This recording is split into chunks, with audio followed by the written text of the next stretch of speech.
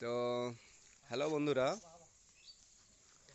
তো যারা এই ধরনের গরু দিয়ে চাষ বা মোষ দিয়ে হাল করা দেখোনি তোমরা, তো দেখো বাবা ছেলে কি সুন্দর দুজনের কম্বিনেশনে জমিটা হাল হচ্ছে।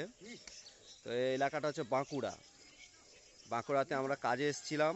তো অনেক দিন দেখিনি এই ধরনের চাষ করা, খুব ছোটোবেলায় দেখেছিলাম, আমাদের ও সাইডে হতো, বর্তমানে এখন সব মেশিন দিয়ে করা হয়। তো গরুগুলোকে যা বলছে গরুগুলো তাই করছে, যে সাইড থেকে যেতে হবে কখন, বা মাঝখান থেকে যেতে হবে, বা ঘোরার সময়।